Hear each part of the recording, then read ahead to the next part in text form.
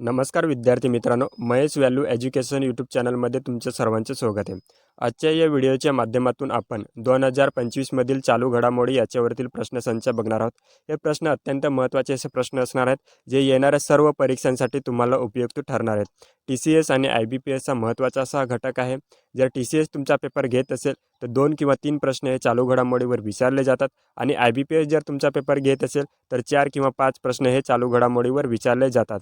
जर तुम्ही माझ्या चॅनलवरती नवीन असाल तर चॅनलला सबस्क्राईब करून ठेवा, जेणेकरून येणारे सर्व व्हिडिओ हे तुम्हाला पाहायला भेटतील. आणि व्हिडिओ आवडला तर व्हिडिओला लाईक नक्की करा. तर चला आपण व्हिडिओला सुरुवात करूया. प्रश्न क्रमांक पहिला आपण बघूया. महाराष्ट्राचे नवे मुख्य सचिवपदी कोणाची नियुक्ती करण्यात आलेली आहे? या प्रश्नाचे उत्तर आहे ऑप्शन बी, राजेश अग्रवाल. राजेश अग्रवाल यांची महाराष्ट्राचे नवे मुख्य सचिवपदी नियुक्ती करण्यात आलेली आहे. प्रश्न क्रमांक 2. यावर्षी संगीत सूर्य केशवराव भोसले स्मृती पुरस्कार कोणाला प्रदान करण्यात आलेला आहे? या प्रश्नाचे उत्तर आहे ऑप्शन सी, अशोक सराफ यांना हा पुरस्कार देण्यात आलेला आहे. प्रश्न क्रमांक 3. 25 नोव्हेंबर 2025 रोजी अयोध्येतील राम मंदिराच्या कळसावर ध्वजारोहण कोणाच्या हस्ते करण्यात आले? या प्रश्नाचे उत्तर आहे ऑप्शन डी, नरेंद्र मोदी यांच्या हस्ते करण्यात आलेले आहे.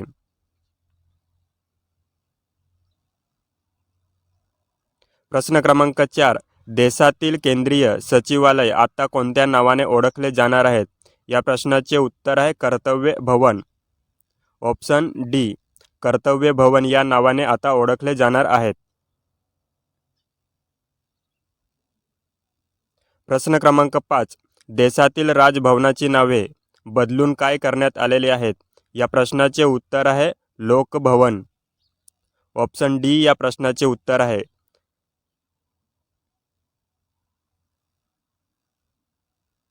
प्रश्न क्रमांक 6. महाराष्ट्राच्या नवीन पोलीस महासंचालक पदी कोणाची नियुक्ती करण्यात आलेली आहे? या प्रश्नाचे उत्तर आहे ऑप्शन सी, सदानंद दाते. सदानंद दाते यांची महाराष्ट्राचे नवीन पोलीस महासंचालक म्हणून नियुक्ती करण्यात आलेली आहे. प्रश्न क्रमांक 7. महाराष्ट्र सरकारने सुरू केलेला प्रकल्प महादेव कोणत्या खेळाशी संबंधित आहे? या प्रश्नाचे उत्तर आहे ऑप्शन डी, फुटबॉल.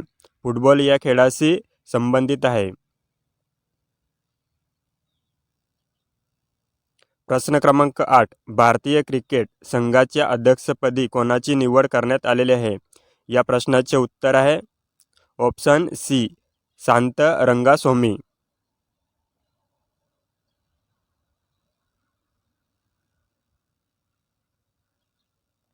प्रश्न क्रमांक 9.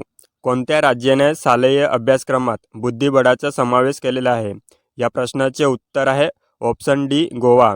गोवा या राज्याने आपल्या शालेय अभ्यासक्रमामध्ये बुद्धिबळाचा समावेश केलेला आहे.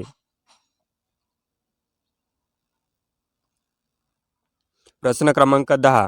जपानच्या पहिल्या महिला पंतप्रधान कोण बनले आहेत? या प्रश्नाचे उत्तर आहे ऑप्शन सी, साने ताकाची. साने ताकाची ह्या ज्या महिला आहेत त्या जपानच्या पहिल्या महिला पंतप्रधान बनलेल्या आहेत. प्रश्न क्रमांक 11. जागतिक भू निर्देशांक 2025 मध्ये भारताचा क्रमांक कितवा आहे? या प्रश्नाचे उत्तर आहे ऑप्शन सी, 102.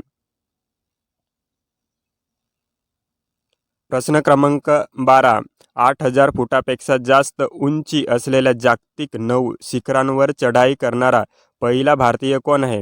या प्रश्नाचे उत्तर आहे ऑप्शन सी, भारत थामिनेने. भारत थामिनेने याने हे जे आहे ते 8,000 फुटापेक्षा जास्त उंच असलेल्या जागतिक 9 वेगवेगळ्या शिखरांवर चढाई केलेली आहे. ऑप्शन सी या प्रश्नाचे उत्तर आहे भारत थामिनेने.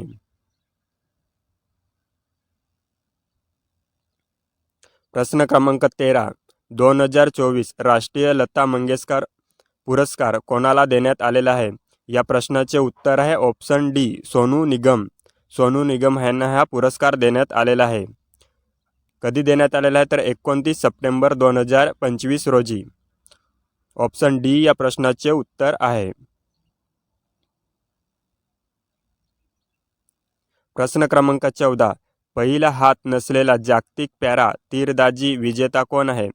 या प्रश्नाचे उत्तर आहे ऑप्शन सी, शीतल देवी. प्रश्न क्रमांक 15. 2025चे आर्थिक स्वतंत्र निर्देशांक भारताचा क्रमांक कितवा आहे? या प्रश्नाचे उत्तर आहे ऑप्शन सी, 128. प्रश्न क्रमांक 16. ड्रोन कवच सराव कोणत्या राज्याने आयोजित करण्यात आला होता? या प्रश्नाचे उत्तर आहे ऑप्शन डी, अरुणाचल प्रदेश. अरुणाचल प्रदेश या राज्यामध्ये ड्रोनचा सराव करण्यात आलेला होता. प्रश्न क्रमांक 17. युनेस्कोच्या पुढील महासंचालकपदी कोणाची नियुक्ती करण्यात आलेली आहे? या प्रश्नाचे उत्तर आहे ऑप्शन बी, खालेद एल अनानी यांची जी निवड आहे ती करण्यात आलेली आहे युनेस्कोच्या महासंचालकपदी. ऑप्शन बी या प्रश्नाचे उत्तर आहे. प्रश्न क्रमांक 18. इराणी चषक 2025-26 कोणत्या संघाने जिंकले आहे? या प्रश्नाचे उत्तर आहे ऑप्शन डी, विदर्भ. प्रश्न क्रमांक 19. श्रद्धांजली योजना कोणत्या राज्याने सुरू केलेली आहे? खूप महत्त्वाचा असा प्रश्न आहे. प्रत्येक परीक्षेला एक प्रश्न किंवा 2 प्रश्न हा योजनेवरती विचारला जाऊ शकतो, म्हणून या प्रश्नाला तुम्ही IMP करू शकता. या प्रश्नाचे उत्तर आहे ऑप्शन डी, आसाम. आसाम या प्रश्नाचे उत्तर आहे. प्रश्न क्रमांक 20. 63व्या राष्ट्रीय बुद्धिबळ अजिंक्यपद 2025चे विजेतेपद कोणी जिंकले आहे? या प्रश्नाचे उत्तर आहे ऑप्शन सी, पी इंडियन ह्यांनी हे जिंकलेले आहे. ऑप्शन सी या प्रश्नाचे उत्तर आहे. प्रश्न क्रमांक 21. देशाचे 53वे मुख्य न्यायाधीश चीफ जस्टिस ऑफ इंडिया कोण असणार आहेत? या प्रश्नाचे उत्तर आहे ऑप्शन डी, न्यायमूर्ती संजीव खन्ना. खूप IMP असा प्रश्न आहे. या प्रश्नाला तुम्ही IMP करू ठेवू शकता. या प्रश्नाचे उत्तर आहे ऑप्शन डी. थँक्यू विद्यार्थी मित्रांनो. व्हिडिओ आवडला असेल तर व्हिडिओला लाईक करा आणि आपल्या चॅनलवरती नवीन असाल तर आपल्या चॅनलला सबस्क्राईब करून ठेवा, जेणेकरून तुम्हाला येणारे सर्व व्हिडिओ हे पाहायला भेटतील.